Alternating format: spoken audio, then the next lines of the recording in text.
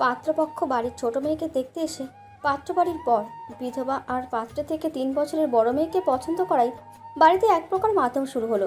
মাতম বললে বোধহয় ভুল হবে না, যেভাবে সবাই হই হই শুরু করেছে তাতে মনে হচ্ছে কেউ মারা গেছে। এত বেশি উত্তেজনা আশেপাশের কয়েক বাড়ি পর্যন্ত যে কিভাবে পৌঁছালো তা পাত্রীর বাড়ির লোকজন বুঝে উঠতে পারল না। এত সব হইচই চিৎকার চেঁচামেচি পুরো এলাকাকে নাড়িয়ে দিলেও যাকে নিয়ে ঘটনা সেই বাড়ির বড় বিধবা 33 বছর বয়সী মেয়ে শ্রাবণীকে বিন্দুমাত্র স্পর্শ করছে না। শ্রাবণী আপন মনে রান্নাঘরে কাজ করে যাচ্ছে। পাত্রপক্ষ এখনো বসার ঘরে বসে আছে। বাবা মায়ের সাথে তাদের মৃদু বাকবিদনটা চলছে। বাড়ির পাঁচিলের আশেপাশে উৎসুক জনতা শেয়ালের মতো উকিঝুঁকি মারছে। শ্রাবণী সব দেখেও এড়িয়ে গেল। চুলায় তরকারি চাপিয়ে পেঁয়াজ কাটায় মন দিল।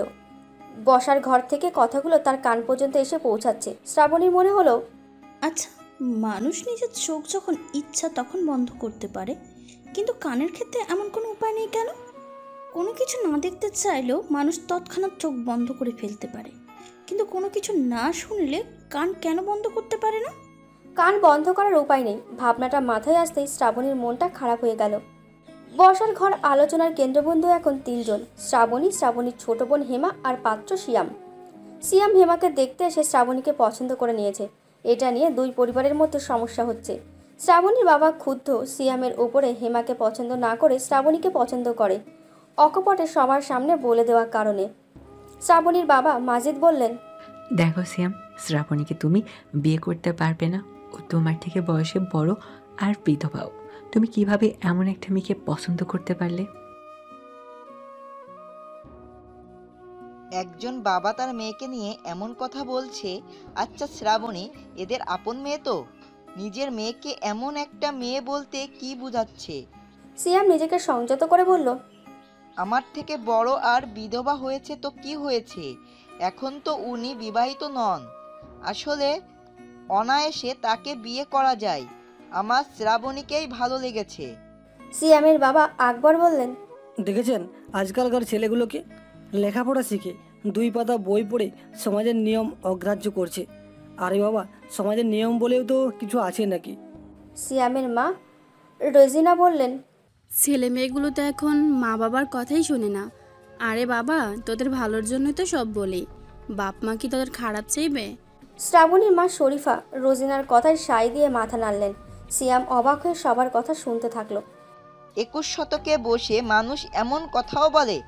মানা যায়, তারা আগের আমলের মানুষ, চিন্তা ভাবনা সনাতনী। কিন্তু সময়ের সাথে সাথে কি একটুও পরিবর্তন হবে না? সিয়াম বলল, বাবা মা চাচা চাচি বিয়েটা আপনারা দিচ্ছেন হয়তো, কিন্তু জীবনটা আমার। বিয়েটা আমিই করব, আর আমার স্ত্রীর সাথে সারা জীবন আমি কাটাবো। আপনারা নিশ্চয়ই আমার হয়ে সংসারটা করে দিবেন না? তাহলে আমার পছন্দটাকে নিয়ে আপনাদের গুরুত্ব দেওয়া উচিত না। রোজিনা চোখ পাকিয়ে বলল, জীবনটা তোমার, কিন্তু জীবনে ভুল সিদ্ধান্ত নিতে গেলেই আমরা সেখানে বাধা দিবই। বয়সে বড় মেয়েকে পছন্দ করেছো, বিয়ের পরে তোমার উপর খবরদারি করবে। দেখা যাবে সে উঠতে বললে উঠছো আর বসতে বললে বসছো। এমনটা হবে না? তারপর আবার স্বামী মরা, নিজের দুর্ভাগ্য আবার আমাদের বাড়িতে টেনে আনবে। তাই যে সিদ্ধান্ত নিতে পারো না তা নিয়ে কথা বলো না। সিয়াম মায়ের কথায় অপমান বোধ করলো। মা তার সাথে এমনভাবে কথা বলছে যেন সে এখনো বাচ্চা, অথচ সে 30 বছর বয়সী একজন মানুষ। সারা দেশে যার বিভিন্ন জিনিসের ব্যবসা ছড়িয়ে আছে। তাছাড়া মায়ের কথাবার্তার মধ্যে কুফরির প্রভাবও আছে। কারোর দুর্ভাগ্য কেউ টেনে আনে না। মানুষ নিজের ভাগ্য আল্লাহর থেকে নিজেই নিয়ে আসে। সঠিক ধার্মিক শিক্ষার অভাব। সে আর চোখে শ্রাবণীর বাবা মায়ের দিকে তাকালো। তারা নির্বিকার মুখে বসে আছে। নিজের মেয়ের নামে এত কথা শুনেও প্রতিবাদ করছে না। সিয়ামের চোখ বসার ঘরের সাথে লাগোয়া জানালার দিকে চলে গেল। জানালাটার বাড়ির ভেতরের দিকে সাথে যুক্ত। পর্দা নড়ে ওঠায় সিয়ামের চোখ চলে গেছে। হয়তো কেউ দাঁড়িয়েছিল। সিয়ামের মনটা হঠাৎ করে খারাপ হয়ে গেল। জানালার ওপাশে দাঁড়ানো মেয়েটা হেমা না তো? হেমা কি তার কথায় কষ্ট পেয়েছে? হেমাকে সিয়ামের বিয়ের উপযুক্ত মনে হচ্ছে না। নিতান্তই বাচ্চা একটা মেয়ে। কত বয়স হবে? 21 বা 22। সবে অনার্স ফার্স্ট ইয়ারে পড়ছে। চোখে মুখে এখনো বাচ্চা মেয়ে। তার সাথে এমন মেয়ে যায় না। সিয়ামের ফোন বেজে ওঠায় সে বসার ঘর থেকে উঠে আসলো। ভেতরের দম বন্ধ করা পরিবেশ থেকে বের হয়ে এসে হাঁপ ছেড়ে বাঁচলো। ফোনটা বের করে দেখলো সার্ভিস সেন্টার থেকে ফোন দিয়েছে। ফোন কেটে দিয়ে সিয়াম বারান্দায় দাঁড়িয়ে থাকলো। ঘরের সামনের এই লম্বা বারান্দায় কোমর পর্যন্ত রেলিং, তারপর গ্রিল দেওয়া। ওখান থেকে রান্নাঘরের জানলা দেখা যাচ্ছে। সিয়ামের চোখ সেখানে আটকে গেল। শ্রাবণীকে দেখা যাচ্ছে, আগুনের লাল আছে, গাল লাল হয়ে আছে, নিষ্পলক দৃষ্টিতে সামনের দিকে তাকিয়ে আছে। কি ভাবছে শ্রাবণী? শ্রাবণীর মনের ভেতরে উকি দিয়ে দেখার ইচ্ছা জাগলো তার। আচ্ছা, সে যদি এখন শ্রাবণীকে গিয়ে বলে, চা খেতে ইচ্ছে হচ্ছে খুব, বানিয়ে দিবেন?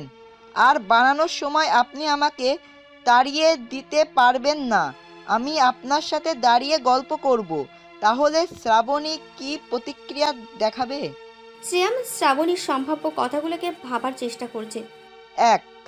শ্রাবণী চোখ মুখ শক্ত করে বলবে, আপনি যান, আমি চা পাঠিয়ে দিচ্ছি হেমার হাতে। 2. শ্রাবণী বলবে, একবার চা খেয়েছেন আবার চাচ্ছেন? আচ্ছা লোভী লোক তো আপনি। 3. হেসে বলবে, দাঁড়ান আমি বানিয়ে দিচ্ছি। বড় বোন হিসেবে 1 নম্বরটা করার সম্ভাবনাই বেশি। সিয়াম খেয়াল করলো সে অনেকক্ষণ যাবৎ একটানা শ্রাবণীকে নিয়ে ভেবে যাচ্ছে। আর কোনো বিরক্তিও আসছে না, বরং দারুণ লাগছে। যখন হিমাকে দেখার জন্য যখন এই বাসায় পা দিল, তখন সে আগে আগে এসেছে, বাবা মা পেছনে ছিল। আসার পর বাইরে থেকে দেখতে পেল ঘরের ভেতরে শ্রাবণী একজন মহিলার সাথে হেসে হেসে কথা বলছে। এরপর যখন তাকে হুট করে দেখলো, তখন চমকে ওঠার পরে জড়তা ছাড়াই বলল, ভিতরে আসুন। এরপর শ্রাবণী আর তাদের সামনে আসেনি। মানুষ ঠোঁটে হাসে, কিন্তু চোখে হাসার ক্ষমতা খুব কম মানুষেরই থাকে। শ্রাবণীও তার মধ্যে একজন। যখন হাসছিল তখন কেবল তার ঠোঁট না, চোখও হাসছিল। সে জানে হয়তো পুরো শরীরই হাসছিল। কে জানে, হয়তো পুরো শরীরই হাসছিল। সে খেয়াল করেনি।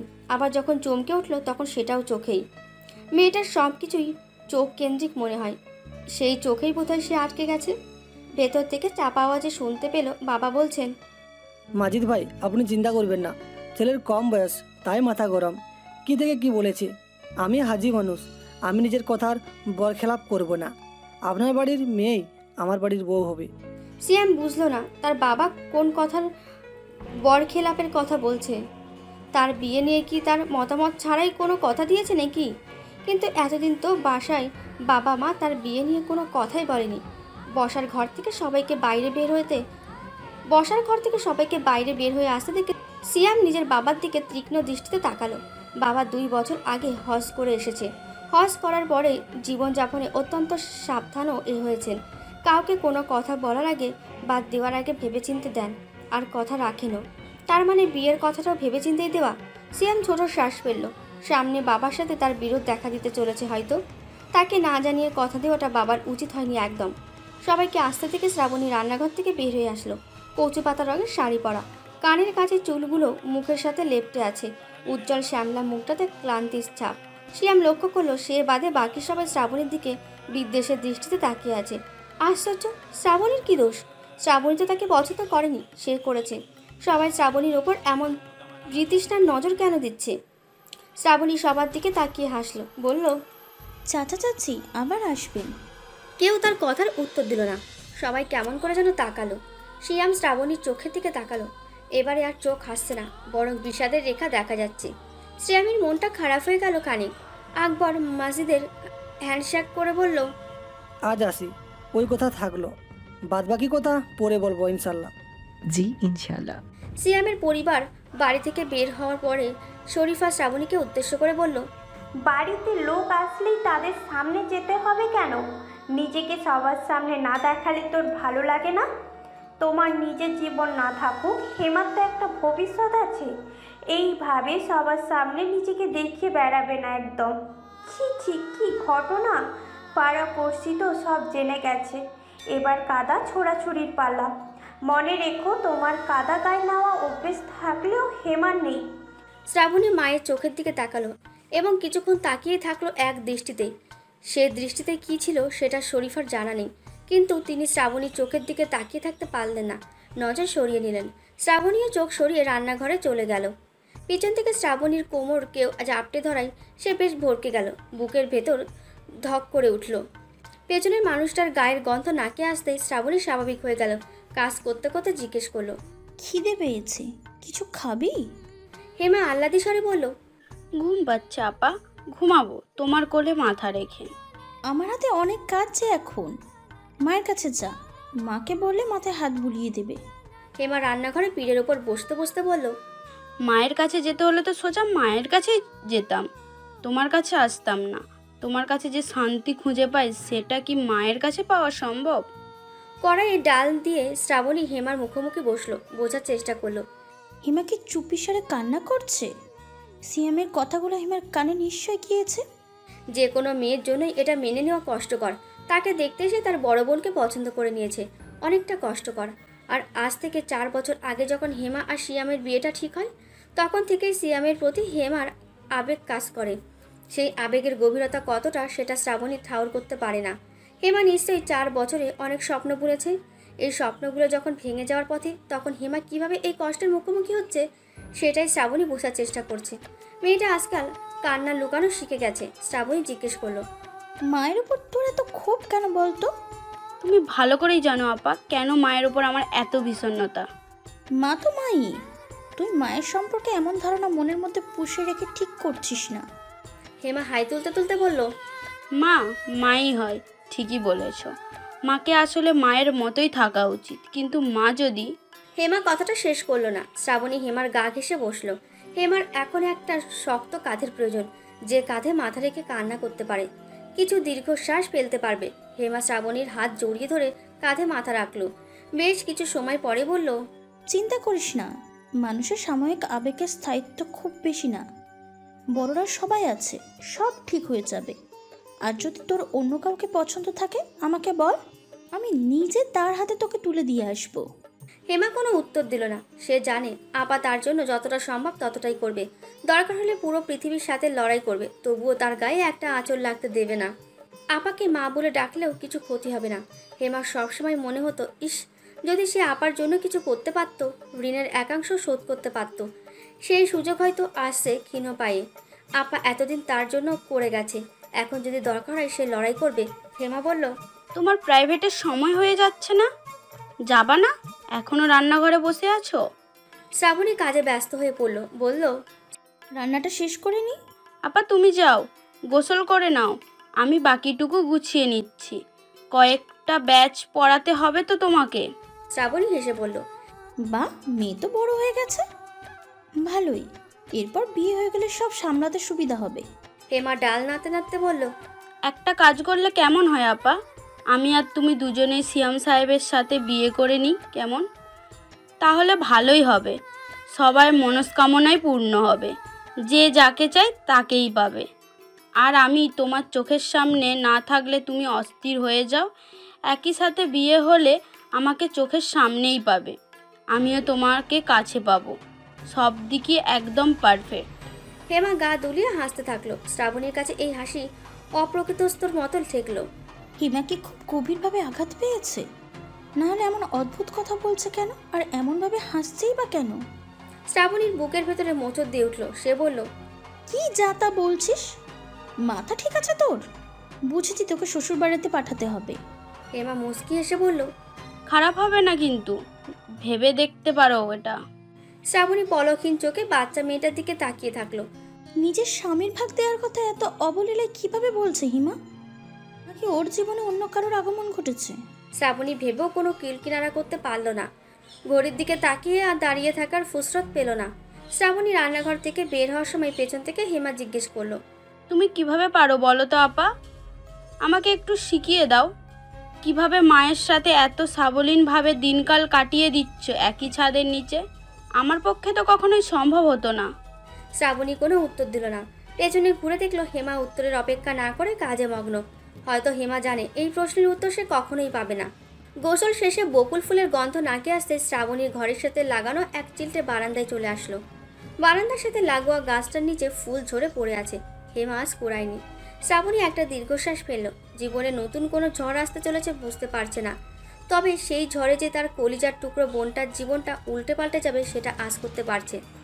তবে মনে মনে ঠিক করে নিল, তার নিজের জীবনটা তো ঠিক নেই, কিন্তু বোনের জীবনটা কোনোভাবেই নষ্ট হতে দেবে না। ঘরে আসতেই বিছানার ওপর হেমার ডায়েরিটার ওপরে চোখ পড়ল। খুলে দেখবে কি একবার, ঠিক হবে। শ্রাবণী দোটানায় পড়ল। প্রায়ই হেমাকে এই ডায়েরিতে কিছু লিখতে থাকে, কখনো জিজ্ঞেস করেনি কি লিখছে। সবারই একান্তই নিজের বলে কিছু জিনিস থাকে, সেখানে বাইরে কারোর প্রবেশাধিকার থাকে না। তবে শ্রাবণী ঠিকই বুঝতে পারে হেমার এই একান্তই ব্যক্তিগত জীবনে তার প্রবেশাধিকার হেমা নিজেই দিয়ে রেখেছে। ডায়েরিটা হাতে নিয়ে বেশ কিছুক্ষণ ভাবনায় পড়ে রেখে দিল। তাকে টিউশনি পড়াতে যেতে হবে। তাড়াতাড়ি গায়ে বোরখাটা চড়িয়ে বের হওয়ার সময় বাড়ির উঠানের অপর পাশ থেকে গানের আওয়াজ পেল।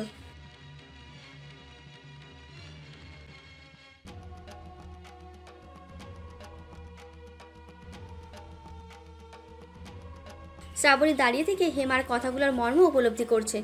হেমা তার উপস্থিতি টের পায়নি। শালিক পাখিকে পুরনো ভাত দিতে দিতে গান গাইছে। হঠাৎ গান থামিয়ে বলতে শুরু করলো। পাখি মহাশয়েরা, কি খবর? আশা করি সবাই ভালো আছেন। একটু থেমে আবার বলল, সব সময় মানুষের জন্য ভালো কাজ করার চেষ্টা করবেন, বুঝলেন? না না, মানুষের জন্য না, আপনারা পক্ষীকুলের, তাই পাখিদের জন্য ভালো কাজ করার চেষ্টা করবেন, সবাইকে ভালোবাসার চেষ্টা করবেন। একটা দীর্ঘশ্বাস ফেলে বলল, বিশেষ করে তাদেরকে যারা আপনাকে অনেক ভালোবাসে। ভালোবাসার মূল্য দেবেন। মূল্যহীন ভালোবাসার থেকে যন্ত্রণাদায়ক আর কিছুই হয় না।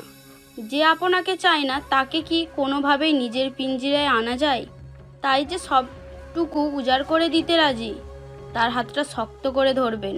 আচ্ছা, আপনারা তো আমার হাত ধরতে পারবেন না, তাহলে তার ডানা শক্ত করে ধরবেন। ডানা ধরে আমার কাছে আসবেন, আমি আপনাদের বিয়ে দিয়ে দেব, বুঝলেন পাখি মহাশয়রা?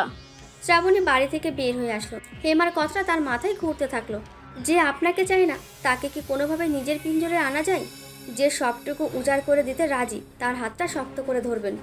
সিয়াম এই সমাজের সব সমস্যা জেনেও তার মতো বেশি বয়সের বিধবা মেয়ের হাতটা ধরতে চাচ্ছে। তাতে কি তার সায় দেওয়া উচিত? হেমার কথা অনুযায়ী যে সবটা উজাড় করে দিতে রাজি, তার সঙ্গী কি হওয়া যায়? শ্রাবণী এক চক্রের মধ্যে পথ হারানোর পথিকের ন্যায় ঘুরতে থাকলো। টাকার একটা হিসাব অনেকক্ষণ ধরে মেলানোর চেষ্টা করেও সিয়াম মেলাতে পারছে না। কোথায় যে গড়বড় হয়েছে সেটা ধরতে পারছে না। রোজিনা এক কাপ চা সিয়ামের সামনে রাখতে রাখতে বললেন, তোর সাথে আমার কথা আছে সিয়াম। কাজ করতে করতে সিয়াম বলল, আমি এখন কাজে ব্যস্ত মা, খুব জরুরি কিছু না হলে পরে শুনবো। রোজিনা পাশে বসে খানিক উঁচু স্বরে বলল, কথাটা জরুরি, কাজ পরেও করা যাবে, এখন আমার কথা শুন। রাগ করো কেন মা, বলো কি বলবে। তুই কি শুরু করেছিস এসব? কোন সব? রোজিনা ফোঁস করে শ্বাস ফেলে জিজ্ঞেস করলো। হেমা আর শ্রাবণীকে নিয়ে। তুই হেমাকে ছেড়ে শ্রাবণীকে পছন্দ করলি কেন? তোর বাবা এই বিষয়ে কথা বলতে চাচ্ছে, কিন্তু তুই তো রাজিই না। শ্রাবণীর মতো বুড়ি একটা মেয়েকে তোর কি দেখে ভালো লাগলো?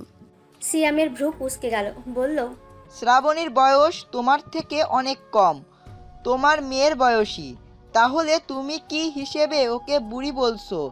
আর হেমা নিতান্তই বাচ্চা একটা মেয়ে, আমার সাথে ওর যায় না। শ্রাবণী সব দিক দিয়ে আমার জন্য ঠিক, ওর মধ্যে এমন কিছু আছে যেটা আমি চাইছি বা চাইবো আমার বউয়ের ভিতরে। রোজিনা তেলে বেগুনে জ্বলে উঠে বললেন, তুই আমাকে বুড়ি বললি ওই মেয়েটার জন্য? যে বুড়ি তাকে বুড়ি বলবো না তো কি বলবো? ওর বয়স তোর থেকে বেশি। আর হেমাকে দেখেছিস? মেয়েটার বয়স কম, চঞ্চল, প্রাণ আছে মেয়েটার মধ্যে। এরকম মেয়েই তো ছেলের বউ হিসেবে চাই আমি। আমার নিজের কোনো মেয়ে নেই, এরকম অল্প বয়স্ক চঞ্চল হাসি খুশি মেয়েই বউ করে আনবো আমি। সিয়াম হিসাবের খাতার দিকে তাকাতে তাকাতে বলল, এখন বিয়ের আগে বলছো অল্প বয়সী চঞ্চল মেয়ে বউ হিসেবে লাগবে, বিয়ের পর তখন এই মেয়ের মধ্যে মানিয়ে নেওয়া দায়িত্ববোধ কর্তব্য জ্ঞান খুঁজবা, সংসারের ভার চাপিয়ে দিবা। আর যখন সে এগুলো নিতে পারবে না তখন বলবা কি মেয়েকে বউ করে আনলাম, কোনো গুণ নেই, একটা কিছু করতে পারে না, সব আমাকে করতে হয়। মেয়ে তো খালি বসে বসে খায়। তখন ছেলের বউকে আর মেয়ে হিসেবে দেখবা না, দেখবা অকর্ম বউ হিসেবে। সিয়াম কাজে মনোযোগ দিল।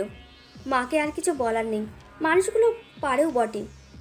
মা তার সাথে কথা বলতে আসলেও সিয়াম জানে এর পেছনে আসল কলকাঠি তার বাবা নাড়ছে। সে বাবার সাথে ঠিকমতো কথা বলছে না বলে বাবা মাকে পাঠিয়েছে কথা বলার জন্য, এবং সিয়ামের ধারণা বাবা তার ঘরের আশেপাশে দাঁড়িয়ে আছে। আর রোজিনা কথায় সিয়ামের কাছে হেরে কিছুক্ষণ ফ্যালফ্যাল করে সিয়ামের দিকে তাকিয়ে থাকলো। তারপর চা ভর্তি চায়ের কাপটা নিয়ে চলে গেল, যেটা সিয়ামের জন্য এনেছিল। অনেক তো করলি, আর পড়তে হবে না। তোর বিয়ের কথা ভাবছি আমরা। অনার্স পর্যন্ত পড়েছিস, অতটুকুই যথেষ্ট। অত পড়ে কি করবি? যদি তোর কোনো পছন্দের থাকে তো বল, যদি কম খরচে যাতে সব মিটে যায়।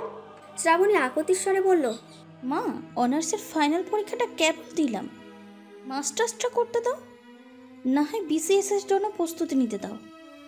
যদি হয়ে যায় তাহলে তো আলহামদুলিল্লাহ, আমি সরকারি চাকরি করব, অনেক সমস্যার সমাধান হয়ে যাবে। শরীফা অসন্তুষ্টর সাথে বলল, নিজের ভাবনাতে লাগাম দে। এত দূর পর্যন্ত ভেবেছিস যে আমাদের কাছে জিজ্ঞাসা করেছিস একবারও? আর আমরা যে এখনও এত দিন তোকে পড়াবো সেটাই বা ভেবে নিলি কিভাবে? কান্নাগুলোকে নিজের ভেতরে জোর করে আটকে রেখে শ্রাবণী বলল, আমাকে আর পড়তে দিবে না তোমরা? না, এমনিতেই কম ঝামেলা করিসনি আমাদের জীবনে। আর ঝামেলা করিস না তো। তোকে এতদিন যে তোর বাপ পড়িয়েছে সেটাই তো অনেক। আর ঝামেলা করিস না আমাদের জীবনে। যদি কোনো পছন্দের থাকে তো বলিস। যৌতুক টৌতুক ছাড়া হয়ে গেলে তো ভালোই। শরীফা কথাগুলো শেষ করে ঘর থেকে বের হয়ে গেল। শ্রাবণী অপলক দৃষ্টিতে তাকিয়ে থাকলো। স্বপ্নগুলো বিসর্জন এইভাবে দিতে হবে? বিয়ের পর যে পড়াশোনা আর হবে না সেটা একটা বাচ্চাও বুঝবে। সমাজের প্রেক্ষাপটে যদিও বা স্বামীর সহযোগিতা পাওয়া যায়, কিন্তু শ্বশুরবাড়ির ঝামেলায় আর কতদিন লড়াই করব? আর শ্বশুরবাড়িতে ঝামেলা করে বা কী লাভ? দিন শেষে সেখানেই থাকতে হবে। শ্রাবণী কোনো কোল কিনারা খুঁজে পেল না। ওড়না দিয়ে চোখের পানি মুছতে মুছতে পাশের ঘর থেকে মৃদুস্বরে মায়ের আক্ষেপ শুনতে পেল। কত শখ ছিল আমার আর হেমার বাপের। প্রথমটা একটা ছেলে হবে, আর পরেরটা একটা ফুটফুটে মেয়ে। কত তাবিজ কবজ তেল পানি পড়া খেলাম ছেলের জন্য, কিন্তু পোড়া কপাল, মেয়ে হলো প্রথমটা।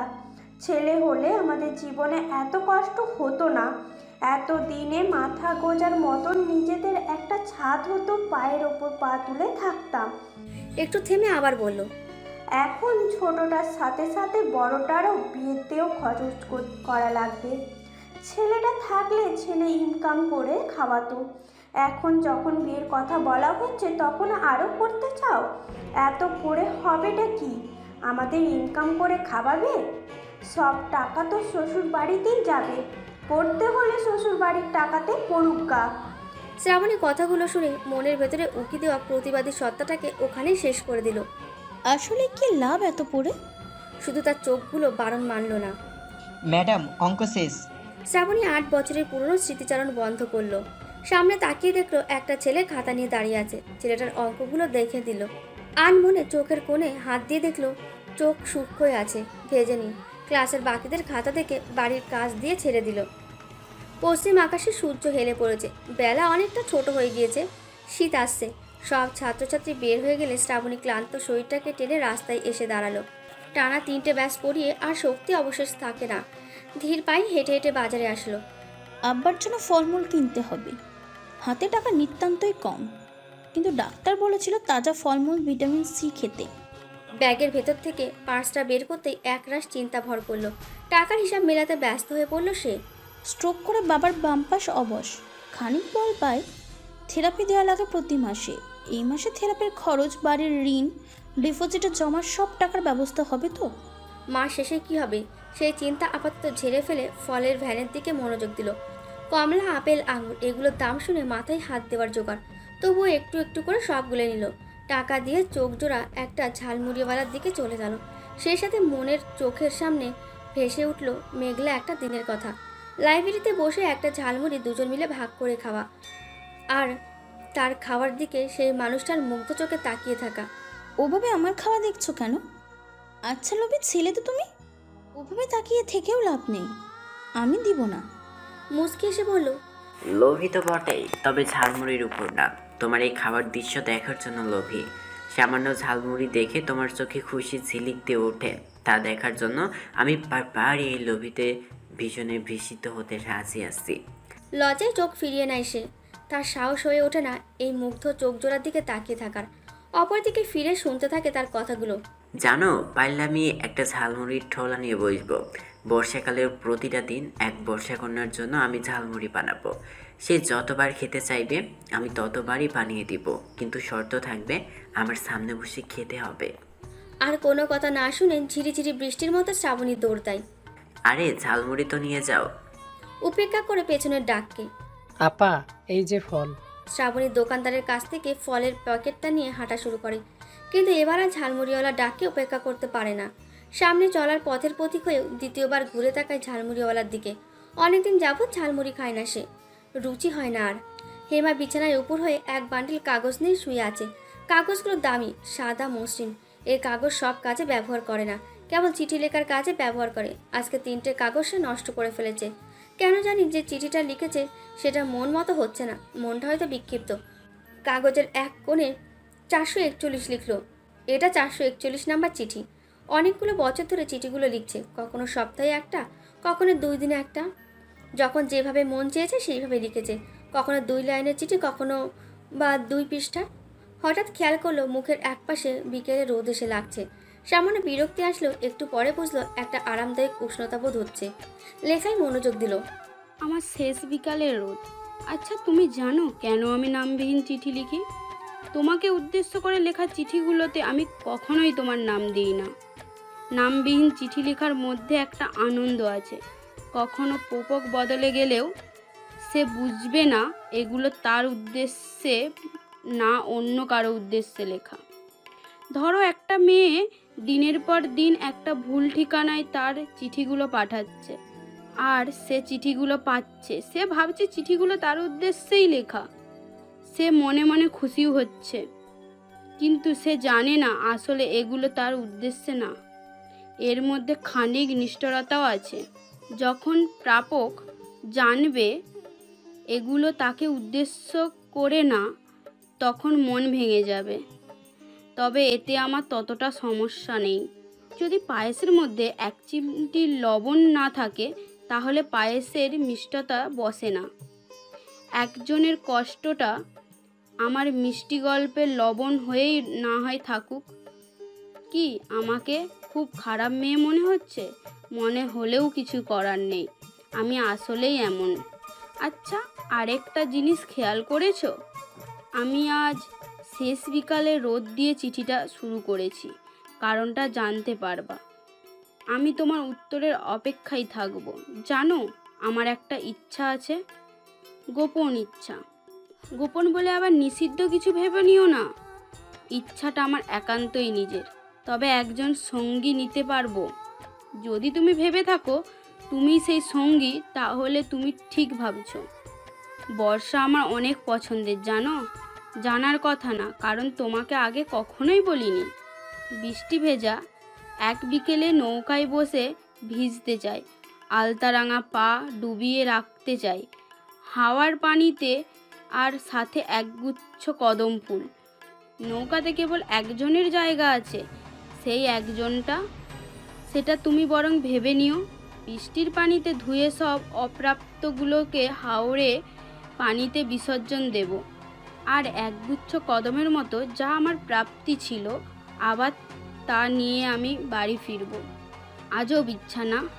আমি মানুষটা খানিক আজব। ইচ্ছাগুলো তো আজবই হবে। আর শোনো, তোমার চুলগুলো এলোমেলোই ভালো। চিঠিটা ভাঁজ করে হেমা আনমনে বাইরে তাকালো। হঠাৎ চমকে উঠলো, শেষের লাইনটা আনমনে লিখে ফেলেছে। চিঠিটা খুলে আবার পড়ার মনে হলো এই চিঠিটাও ভালো হয়নি। ছেঁড়ার আগে বাসার দরজায় ধাক্কা শুনতে পেল। নিচেই আপা এসেছে। হেমা তাড়াতাড়ি চিঠিটা খামে ভরে বাকি 440টা চিঠির সাথে রেখে কাপড়ের ড্রয়ারের বক্সটা লুকিয়ে রাখলো। মাথায় ওড়নাটা টেনে নিয়ে বাইরে এসে দেখলো আপা এসেছে। পেছন পেছন রফিক এসেছে। রফিক এখন পাশের এলাকাতে থাকে, কিন্তু একসময় তাদের বাসার 4টে বাসা পরে থাকতো। বেশি দিন না, 6 মাস মতো ছিল। এরপর রফিকের আব্বা মোতাহার চাচা পাশের এলাকায় নিজের বাড়িতে উঠে যায়। রফিক এর পরেও এদিকে আসতো। তাদের পাশের বাড়ির ছেলেটাকে প্রাইভেট পড়াতো। হেমার থেকে রফিক বয়সে বড়, আর শ্রাবণীর থেকে ছোট। হেমা রফিক ভাই বলেই ডাকে। রফিককে সন্ধ্যাবেলাতে দেখে খানিক অবাক হয়েছে। রফিকের হাত থেকে প্যাকেটগুলো নিয়ে শ্রাবণী হেমার হাতে দিয়ে বলল, তুই রান্নাঘরে যা। রফিক, তুমি বসো, চা না খেয়ে যাবে না? হেমা রান্নাঘরে এসে চাপা গলায় জিজ্ঞেস করলো, রফিক ভাই, কেন এসেছো এই সন্ধ্যাবেলায়?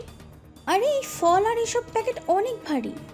এই মোড় থেকে আসার সময় রফিকের সাথে দেখা হলো, ও জোর করে এগুলো আমার হাত থেকে নিয়ে আসলো।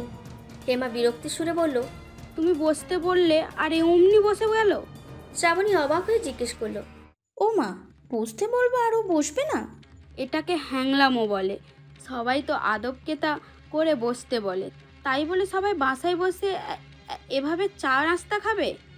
শ্রাবণী ভ্রুকুসকে জিজ্ঞেস করলো, এভাবে কথা বলছিস কেন? সবাই আর আমরা এক হলাম। আমাকে কত শ্রদ্ধা করে ছেলেটা। হেমা কোনো উত্তর দিল না। নাস্তা নিয়ে রফিকের কাছে গেল। রফিকের মুখটা দেখে হেমার বিরক্তিগুলো করুণাতে রূপান্তরিত হলো। মুখের রোদের দাগ স্পষ্ট, দেখে মনে হচ্ছে দুপুরে কিছু খাওয়া হয়নি। হেমা দাঁড়িয়ে থাকলো, হয়তো রফিক তাকে কিছু বলবে সেই উদ্দেশ্যে, কিন্তু রফিক কিছুই বলল না। হেমা আবার বিরক্তি নিয়ে ঘর থেকে বের হওয়ার সময় রফিক ডেকে উঠল। ব্যাগের ভেতর থেকে একটা প্যাকেট বের করে হেমার সামনে ধরল, বলল, তোমার কাগজ আর খাম আগের দিন দোকানে দিয়ে গেছিলে না, টাকা ছিল না বলে না কিনেই চলে গেছিলে, তাই। হেমার মেজাজ চট করে খারাপ হয়ে গেল। আপনাকে মাতব্বরি করে কে আনতে বলেছে?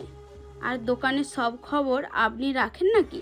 রফিক হালকা হাসলো। হাসি দেখেও হেমার মেজাজ ঠিক হলো না। বলল, দোকানটার অবস্থা করুণ হলেও ওটা আমার বাবার দোকান, খোঁজ খবর রাখতে হয়।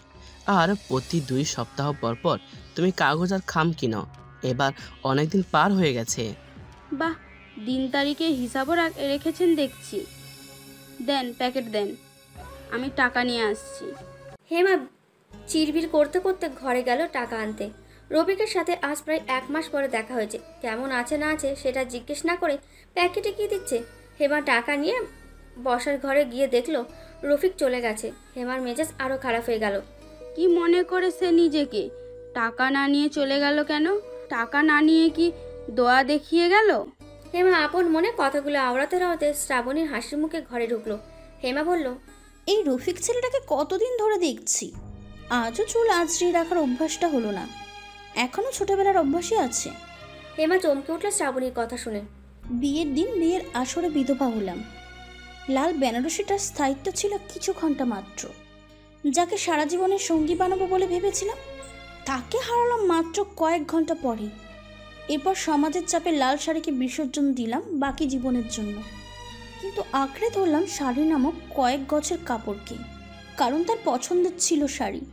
4 বছরের সম্পর্কে সে আমাকে কোনোদিন শাড়ি পরিহিতা অবস্থায় দেখেনি, কিন্তু হয়তো তার নিজের স্বপ্নগুলোতে আমাকে শাড়ি পরিহিতা অবস্থাতে নিয়ে গেছে।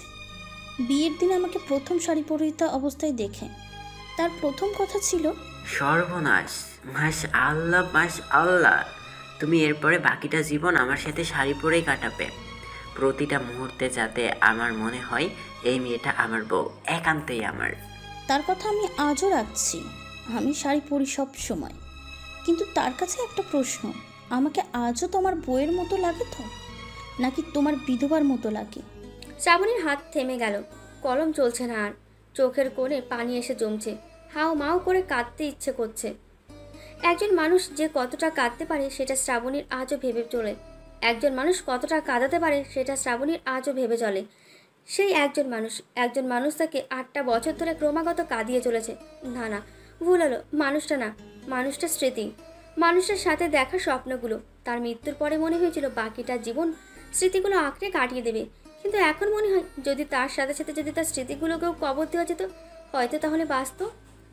সে প্রায় শ্রাবণীকে জিজ্ঞেস করতো, শ্রাবণী, আমাকে কতটা ভালোবাসো? শ্রাবণীর জবাবে হাসি উপহার দিত, কারণ ভালোবাসার পরিমাপ করা যায় বলে তার মনে হয় না। তার হাসি দেখে ভ্রুকুসকে বলতো, আরে বলো না, কতটা ভালোবাসো? সে উত্তর দিত না। খুব ভালো লাগতো তাকে রাগাতে। তখন সে রহস্য করে বলতো, আমি চোখের আড়াল হলেও কি ভালোবাসবি? কি জানো, প্রবল ভালোবাসা কখনো কখনো প্রবল ঘৃণায় পরিণত হয়। আবার একসময় পাগলের মতন যাকে ভালোবাসি তাকে পৃথিবীর সব থেকে বিরক্তি মানুষ মনে হয়। আমার সাথে কখনোই এমন হবে না তো? মানুষের এমন পাগলামি কথাবার্তা শুনে শ্রাবণী হেসে ফেলত। অনেক জোরে জোরে হাসতো। হাসতে হাসতে চোখের কোণে পানি জমে যেত। কেবল তার সাথে থাকলে শ্রাবণীর চোখে হাসতে হাসতে পানি আসতো। আজ বহু বছর তা আর হয় না। তখন হেসে উড়িয়ে দেওয়া কথাগুলোই আজ কেমন বাস্তব মনে হচ্ছে। প্রবল দোটানা, তার জীবনটাই দোটানার। শ্রাবণী কাগজটাকে ছিঁড়ে কুটি কুটি করে ফেলল। মনের কথাগুলো জানার অধিকার কারণ নেই, কাগজ কলমেরও না। স্কুলের ছাত্রছাত্রীদের খাতা দেখতে বসলো আবার। খাতা দেখা শেষে অভ্যাস মতো সবার ঘরে উকি দিল। হেমার ঘরে উকি দিয়ে দেখলো প্রতিদিনের মতোই কাঁথা গায়ে না দিয়েও শুয়ে পড়েছে। আবার টনসিল বাঁধাবে। শ্রাবণী কাঁথা টেনে দিয়ে হেমার মাথার কাছে বসলো। প্রতিদিনই কিছুক্ষণ বসে, হেমার গায়ে মাথায় হাত বুলিয়ে দেয়। হেমার গায়ে হাত বুলিয়ে দিতে দিতে শ্রাবণীর বুকের ভেতরে হু হু করে উঠল। কি একটা বিশ্রী পরিস্থিতিতে পড়েছে হেমা। গত কয়েকদিন বাসায় এই সিয়ামের ঘটনা নিয়ে থমথমে পরিবেশ বিরাজ করছে।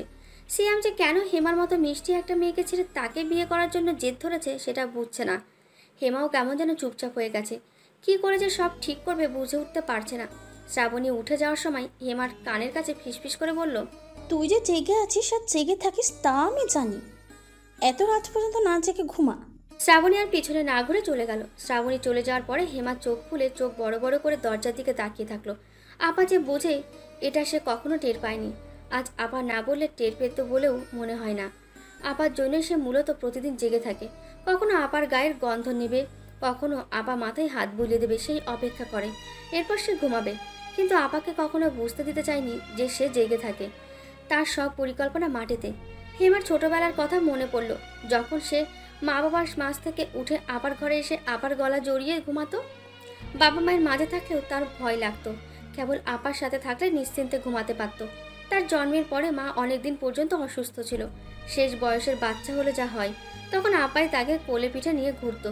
হেমা চোখ বন্ধ করলে মায়ের বদলে কেবল আপার চেহারাটা ফুটে ওঠে। মানুষ নিজের সবচেয়ে দুর্বল মুহূর্তে মায়ের নাম নেয়, কিন্তু সে আপার নাম নেয়। আপার কথা মনে হতেই সিয়ামের কথা মনে হলো। চোখের কোণে জ্বালা করতে শুরু করলো। মায়াকে ধ্বংস করার কোনো উপায় থাকলে সে যে কোনো মূল্যে সব মায়া শেষ করে দিত। ভুল মানুষকে উদ্দেশ্য করে লেখা 400টার বেশি চিঠি যদি দিনে একটা করে পুড়িয়ে দেয়, তাহলেও 1 বছরের বেশি সময় লাগে। 4 বছর ধরে প্রতিদিন একটু একটু করে স্বপ্ন আর মায়াগুলো গড়ে উঠেছে। মায়াকে মুছে ফেলতে 1 বছর সময় লাগবে, কিন্তু সব মিথ্যে হতে 1 ঘন্টাও লাগেনি। হেমা চোখ বন্ধ করে ভালো কিছু ভাবার চেষ্টা করলো। আপার জীবনটা হয়তো এবার সুন্দর হতে চলেছে। কিন্তু চোখ বন্ধ করে কষ্ট কমার বদলে আরও বেড়ে গেল। রফিক নামের মানুষটার কথা মনে হতেই রাগ, কষ্ট একসাথে ঘিরে ধরল।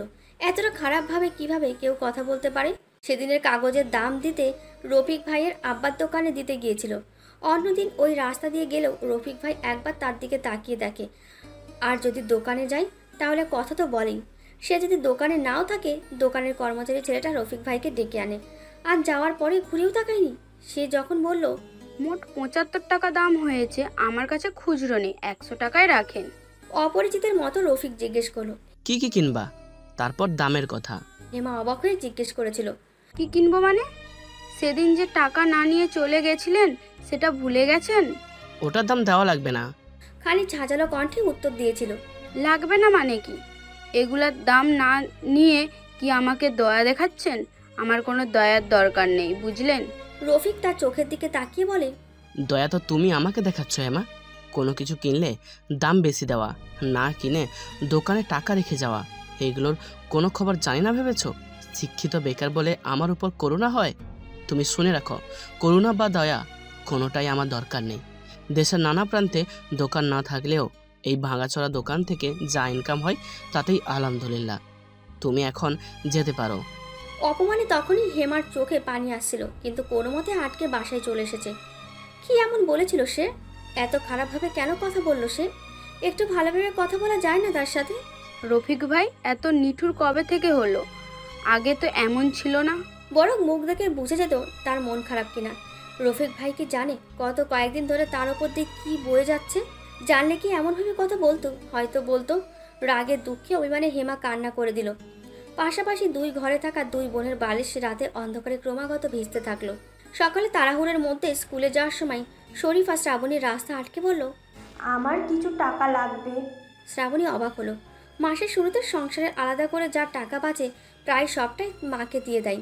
এখন আবার টাকা জিজ্ঞেস করলো। কত টাকা লাগবে? টাকা কেন লাগবে? মাসের শুরুতেই তো সব দিয়ে দিলাম। শরীফা মুখ বাঁকিয়ে বলল, 4000 টাকা। এখন দেখছি সব কাজের জন্য কৈফিয়ত দেওয়া লাগবে।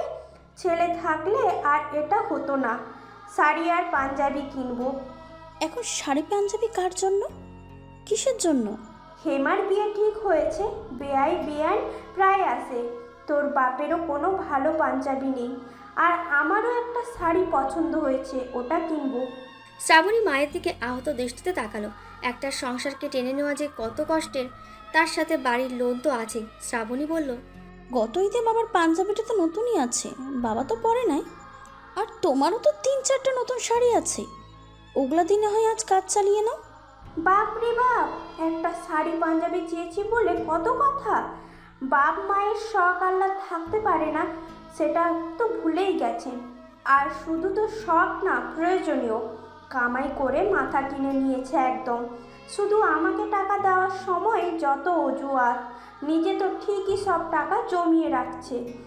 থাক বাবু থাক, আর লাগবে না টাকা। ক্লান্ত স্বরে শ্রাবণী জিজ্ঞেস করলো, আমি তোমাদের ছাড়া আর কোথায় টাকা খরচ করি মা? আমরা মরে গেলে তখন নিজের টাকা দিয়ে আয়েশ করিস। শরীফা দ্রুত পায়ে বাড়ির ভেতরে চলে গেল। শ্রাবণী দেখলো হেমা বাইরে এসে দাঁড়িয়েছে। শ্রাবণী আলমারির চাবি হেমার হাতে দিয়ে বলল, ডয়ারে 2500 টাকা মতন আছে, মাকে বাজারে নিয়ে যাস, আমি গেলাম, দেরি হয়ে যাচ্ছে। নিজের হাত খরচের টাকাটা মায়ের হাতে তুলে দেওয়ার ব্যবস্থা করে শ্রাবণী বাসা থেকে বের হয়ে গেল। মিটিংয়ের মাঝে বাবা ফোন দেওয়ায় সিয়াম বিরক্তি নিয়ে ফোনটা কেটে দিল। আজকাল তার আর বাবার মাঝে কথা বলার একমাত্র বিষয় হচ্ছে বিয়ে। বিয়ে ছাড়া আর কোনো কথা বাবার মুখে শোনা যায় না। এরপর আরও 2বার ফোন কেটে দেওয়ার পরে 3য়বার ধরল। এতবার ফোন করেছে, নিশ্চয়ই কোনো দরকার হবে। ফোন ধরার পরেই আকবর বললেন, বারবার ফোন কেটে কেন দিচ্ছ? হ্যাঁ, মিটিংয়ে ছিলাম। তোমার আম্মা কথা বলবে নাও। সিয়াম বিরক্ত হলো। এই কাজের সময়ে আমার আবার কি দরকার? সে ভেবেছিল জরুরি কিছু। রোজিনা ফোন ধরে বলল, হ্যালো, শোন, আমি হেমার জন্য একটা শাড়ি কিনেছি। তোর আব্বার কাজ আছে, সেজন্য ও বাসায় যেতে পারবে না। তুই কাউকে দিয়ে পাঠানোর ব্যবস্থা কর। ফোন করে নিঃশ্বাস ফেলে সিয়াম বলল, প্রথম কথা, ও বাসায় 3জন মেয়ে আছে। শাড়ি পাঠাতে হলে 3টাই পাঠাবা, না হলে একটাও না। আর আজ সারাদিন আমার কাজ আছে, আমি যেতে পারবো না। তাহলে কে দিয়ে আসবে? আজই দেওয়া লাগবে মা। রোজিনা জেদ ধরে বললেন, হ্যাঁ আজই। আমি রাজীবকে পাঠাচ্ছি, ওর হাতে দিয়ে দিব। সিয়াম ফোন রেখে অফিসের পিয়ন রাজীবকে শাড়ির প্যাকেটটা অফিসে আনতে বলল। তার মায়ের ওপর ভরসা নেই, দেখা যাবে একটা শাড়ি দিয়েছে। টাকার হিসাবের একটা বড় গরমিল সমাধান করার পরে শান্তভাবে শাড়িগুলো প্যাকেট থেকে বের করে দেখলো। একটা আলাদা প্যাকেট দেওয়া, হালকা কমলা রং, শ্রাবণীকে মানাবে। তাই শাড়ির ওপর শ্রাবণীর জন্য লেখা কাগজ আটকে দিয়ে শ্রাবণীর বাসাতে পাঠিয়ে দিল। স্কুল আর তারপর প্রাইভেট পড়িয়ে বাসায় এসে গোসল করে বের হওয়ার পর বিছানার ওপর একটা শাড়ির প্যাকেট দেখতে পেল শ্রাবণী। কমলা রঙের সুন্দর একটা শাড়ি, ওপরে তার নাম লেখা। শ্রাবণী বুঝলো এটা নিশ্চয়ই হেমার কাজ। হেমা বাজারে গেলে তার জন্য কিছু না কিছু আনে, কিন্তু 2500 টাকার ভেতরে তার জন্যও শাড়ি কিনেছে। শাড়িটা শ্রাবণীর এত ভালো লাগলো যে তখনই পরে নিল। পিঠ জুড়ে ভেজা চুল ছড়িয়ে বসার ঘরে এসে দেখলো সিয়ামের মা বসে আছে। শ্রাবণী হাসি মুখে বলল, আসসালামু আলাইকুম চাচি। রোজিনা তার দিকে ভ্রু কুঁচকে তাকালো, বলল, এই শাড়িটা তো আমি হেমার জন্য কিনেছিলাম। শ্রাবণীর হাসিটা মিলিয়ে গেল। শরীফা জিজ্ঞেস করলো, এটা আপনি হেমার জন্য কিনেছেন ভাবি? হ্যাঁ, আমি তো ওই রাজীব ছেলেটাকে বলেছিলাম এই প্যাকেটটা হেমার জন্য, যেন এটা আপনাদের বলে। অবশ্যই বলেনি। শরীফা আমতা আমতা করে বলল, হেমা নিয়েছে এটা, নিশ্চয়ই শ্রাবণীর ভালো লেগেছে তাই পরে নিয়েছে। ছি ছি, ছোট বোনের জিনিসের উপর নজর। শ্রাবণী বুঝে ওঠার চেষ্টা করছে আসলে হয়েছেটা কি। তার নাম লেখা ছিল তো শাড়ির ওপর। হঠাৎই শরীফা হুঙ্কার দিয়ে বলে উঠল, লোভী নিয়েছিলে, বোনের জিনিসের ওপর নজর দিস? রং লেগেছে মনে তো। মা টাকা চাইলে তো মুখে খই ফোটে, জেরা শেষ হয় না। মা শাড়ি কিনতে চাইলে টাকা থাকে না হাতে, আর বিধবা হয়ে এই নতুন রঙিন শাড়ি পরিস? খোল তুই শাড়ি। শ্রাবণী স্তব্ধ হয়ে মায়ের কথা শুনছে। কিছু বুঝে ওঠার আগে শরীফা তার শাড়ির আঁচল ধরে টান দিল। শ্রাবণী তৎক্ষণাৎ আঁচল ধরে নিল। হেমা চা বানাচ্ছিল। চিৎকার শুনে দৌড়ে আসে। শরীফার হাত থেকে আঁচল টান মেরে সরিয়ে শরীফাকে মৃদু ধাক্কা দেয় সে। চিৎকার করে বলে, আপার আঁচল ছাড়ো।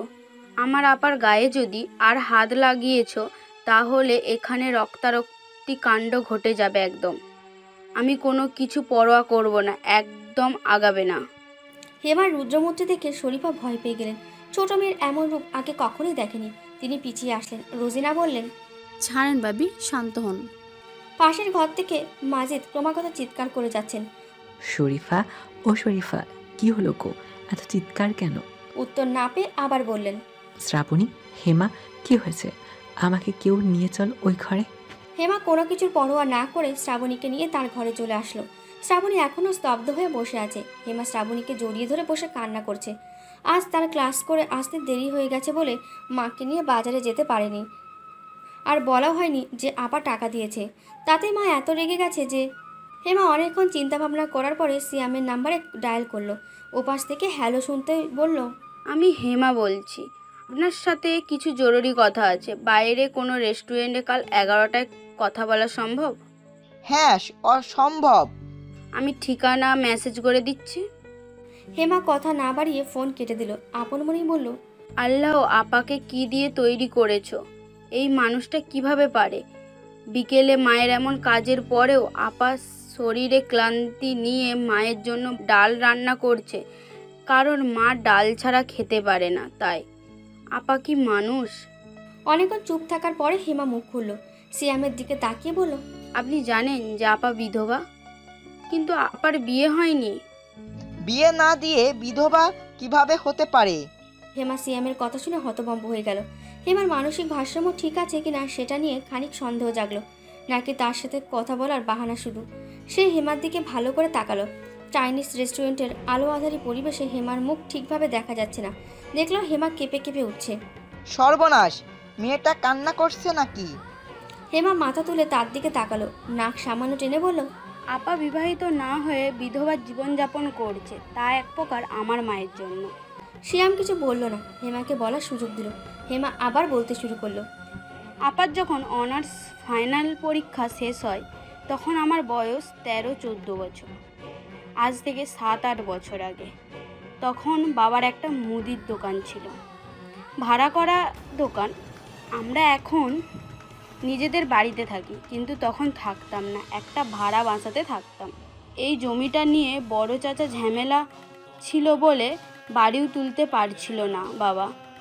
আপার জন্মের কয়েক বছর পরে বাবার একটা বড় অ্যাক্সিডেন্ট হয়, যার কারণে শরীরে অনেক জটিলতা ছিল, ভারী কাজ করতে পারতো না, তাই মুদির দোকানই ভরসা ছিল। হেমা ছোট শ্বাস ফেলল। এরপর বাবা মা ঠিক করে আপার বিয়েটা চুকিয়ে দেবে। আপার ইচ্ছা ছিল মাস্টার্স করে বিসিএস দেবে, কিন্তু যখন বিয়ের কথা উঠল তখন বাসা থেকে বলল মাস্টার্স দিতে দেবে না। তাই আপা বিসিএস দিতে চাইলো, কিন্তু তখনও অনার্সের সার্টিফিকেট দেয়নি, তাই বিসিএসের জন্য অ্যাপ্লাই করতে পারতো না। কিন্তু এখনকার হাই স্কুলটাতে চাকরির পরীক্ষা দিল বাড়ির সবাইকে লুকিয়ে। গ্রামের মতো জায়গায় স্কুল আর কমিটির মেম্বার সেক্রেটারির সাথে ভালো যোগাযোগ থাকায় সার্টিফিকেট ছাড়াই আপা পরীক্ষায় বসে। রেজাল্ট শিট জমা দিয়ে কথা থাকে সার্টিফিকেট হাতে পেলে জমা দেবে। এরপর আপার বিয়ে ঠিক হয় জাহিদ ভাইয়ের সাথে। সিয়াম কৌতূহল দমিয়ে রাখতে না পেরে জিজ্ঞেস করলো, জাহিদ? হ্যাঁ, জাহিদ ভাই। আপার কলেজের সিনিয়র ছিল জাহিদ ভাই। আপার সাথে অনেক দিন সম্পর্ক ছিল। আমি ছোট ছিলাম তখনও জাহিদ ভাইয়ের চোখে আমি স্পষ্ট আপার জন্য ভালোবাসার, সম্মান, শ্রদ্ধা দেখেছি। মানুষের চোখে কখনো মিথ্যা বলে না। জাহিদ ভাই ভালো চাকরি করত, তার বাবা বেঁচে ছিল না। বাবা মায়ের একমাত্র সন্তান। জাহিদ ভাইয়ের মা অনেক ভালো মানুষ ছিলেন, আপাকে চিনতেন আর অনেক পছন্দও করতেন। কোনো দাবি দেওয়া ছাড়াই বিয়ের কথা ঠিক হয়ে যায়। আমার পরিবার থেকে বলা হয় ছোট্ট একটা অনুষ্ঠান করবে, বেশি মানুষ খাওয়ানোর সামর্থ্য নেই। জাহিদ ভাইয়েরা সেটাও মেনে নেয়। ওনার 2জন চাচা আর একজন ফুপু আসবে শুধু। বিয়ের সব কথা পাকা হওয়ার পরে বাবা স্ট্রোক করে, এক পাশ অবশ হয়ে যায়। বাবার চিকিৎসার জন্য বাড়ির করা সঞ্চয় প্রায় পুরোটাই খরচ হয়ে যায়। এরপর খবর পাই আপার চাকরিটা হয়ে গেছে। হেমা টিস্যু দিয়ে চোখ মুছে কিছুক্ষণ শূন্য দৃষ্টিতে তাকিয়ে থাকলো। আপার চাকরির কথা শুনে সবচেয়ে বেশি খুশি হয়েছিল। লোভ কাকে বলে সেটা আমি সেদিন আমার মায়ের মধ্যে দেখেছিলাম। সংসারের ওই অবস্থায় তখন বাবার কাজ করার সামর্থ্য নেই, লোন হয়েছে, দোকানটা উঠিয়ে দেওয়ার উপক্রম। মা চেয়েছিল আপার বিয়েটা ভেঙে দিতে। কেন? হেমা বিদ্রুপের হাসি হেসে বলল, আপা চাকরি পেয়েছে, বেতনও ভালো, এমন সোনার ডিম পাড়া হাঁস আমার মা ছাড়তে চাইবে বলে না। অভাবের স্বভাব নষ্ট? আমার মা ছোট থেকে অভাবী ছিল আর উচ্চবিলাসীও। বিয়ে ভাঙা পক্ষে বাবা ছিল না বলে সেটাও হয় না। এরপর আপার বিয়ের দিন চলে আসে। আমাদের দিক থেকে তেমন কোনো আত্মীয় ছিল না, বড় চাচা আর দুজন প্রতিবেশী। কাজী জাহিদ ভাইকে বিয়ে পড়িয়ে যখন আপার ঘরের সামনে আসে তখন ঘরে কেবল আমি আর মা ছিলাম। আপাকে কবুল বলে তখন মা ঘরের বাইরে গিয়ে শুনে আসে জাহিদ ভাই বের হয়ে গেছে, কারণ দিনমোহরের টাকা আনেনি। জাহিদ ভাই সাথে কয়েকজন চাচাতো ভাই ছিল। আপা অপেক্ষা করছিল জাহিদ ভাই আসার। উনি আসার পর কবুল বলবে, কিন্তু ভাই আর ফেরত আসেনি। হেমার গলা ধরে আসে। সিয়াম কি বলে সান্ত্বনা দেবে বুঝে উঠতে পারল না। আবার সে বুঝতেও পারছে না আসলে কি হয়েছে। আসার পথে দুজনের অ্যাক্সিডেন্ট করে। জাহিদ ভাইয়ের চাচাতো ভাই ওইখানেই মারা যায়। জাহিদ ভাইকে হসপিটালে নিয়ে যায়। আপা এই খবর শুনে স্তব্ধ হয়ে যায়। আমি আজও সেদিনের আপার কথা ভুলতে পারি না। নতুন সুখের আশাটা এক নিমিষেই শেষ হয়ে যাওয়ার বিষাদের রঙটা আমি ভুলতে পারি না। রাতে জাহিদ ভাই মারা যায় আর আপা স্তব্ধ হয়ে থাকে। সবাই বলেছিল শেষবার দেখতে যাওয়ার জন্য, কিন্তু আপা যায়নি। সিয়াম অস্বস্তি নিয়ে নড়েচড়ে উঠল। এখনো বিষয়টা তার কাছে অস্পষ্ট। শ্রাবণী তো কবুলই বলেনি। ওই রাতে আমাকে মা আপার ঘর থেকে বের করে দেয় আর মা সারা রাত আপার সাথে ঘরে থাকে। আমি জানি না সারা রাত কী হয়েছিল, কিন্তু পরের দিন যখন এই খবরটা পুরো এলাকাসহ সব আত্মীয়দের মধ্যে ছড়িয়ে যায় আর আমাদের বাড়িতে অনেক লোক আসে, তখন মা উঠোনে বসে কেঁদে কেঁদে বলতে থাকে, আমার মেয়েটা বিধবা হয়ে গেল রে, বিধবা হয়ে গেল। বিয়ের আসরেই বিধবা হলো। কেবল আমার কানে কানে কবুল বলল। আমি কাজী সাহেবকে বলার আগেই খবর পেলাম জাহিদ বের হয়ে গেছে। কাজীও জাহিদের জন্য অপেক্ষা করতে বসার ঘরে চলে গেল আর জামাইটা আমার মারা গেল। হেমা চুপ হয়ে গেল।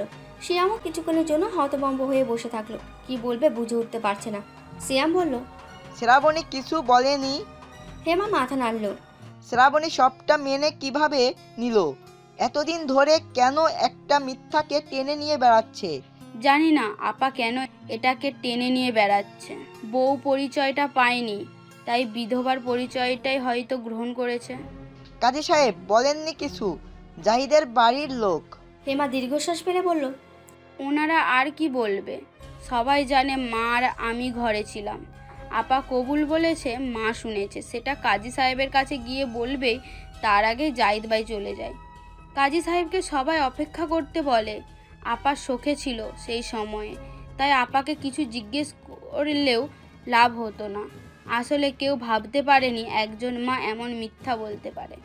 জাহিদ ভাইয়ের অ্যাক্সিডেন্টের কয়েক মাস পরেই ওনার মা মারা যান। সিয়ামের মাথা ভো ভো করতে লাগলো। কি সাংঘাতিক। হেমা ঘড়ি দেখে বলল, আমাকে যেতে হবে এখন। আপনার কাছে একটাই অনুরোধ, বিষয়টাকে ছড়িয়ে দেবেন না। আপার অসম্মান হোক এমন কিছু করবেন না। চাইলে আপার সাথে কথা বলতে পারেন। আসি। হেমা উঠে চলে যাওয়ার সময় পেছন ঘুরে বলল, পারলে আপাকে নিয়ে যান নিজের সাথে। আপার সব সম্পূর্ণ স্বপ্নগুলোকে পূর্ণ করে দেন, আমি কৃতজ্ঞ থাকব। হেমা চলে গেল, কিন্তু সিয়ামকে স্তম্ভিত করে গেল। সে হেমাকে একটা বাচ্চা মেয়ে ভেবেছিল, আবেগী বাচ্চা। যখন হেমাকে দেখতে যায় তখন হেমার চোখে তার জন্য মুগ্ধতা দেখেছে। বাবার কাছে শুনেছে আরও 4 বছর আগে তার আর হেমার বিয়ে ঠিক হয়। তখন থেকেই নিশ্চয়ই মেয়েটা আবেগে ভেসেছে, কিন্তু এখন নিজের বোনের জন্য নিজের খুশিটুকু বিসর্জন দিতে চাচ্ছে। হেমার মধ্যে যতটুকু ম্যাচুরিটি এখন দেখলো, সেই পরিমাণের ম্যাচুরিটি কি তার মধ্যে আদৌ আছে? শ্রাবণীর ঘরে এসে হেমা থমকে গেল। হেমা বিস্ময়ী চোখে তাকিয়ে থাকলো শ্রাবণীর দিকে। কি দারুণ সুন্দর লাগছে তার আপাকে। একটা সুতির শাড়ি পরা, ছিপছিপে গরনের শরীরে শাড়িটা দারুণ মানায়। পিঠ জুড়ে চুল ছড়িয়ে আছে, উজ্জ্বল শ্যামলা গায়ের রং আর পাতলা ঠোঁটে এত স্নিগ্ধ লাগে। শ্রাবণী বারান্দায় দাঁড়িয়ে জ্যোৎস্না দেখছে, বাতাসে তার চুলগুলো উঠছে। হেমার হঠাৎ জাহিদের জন্য আফসোস লাগলো।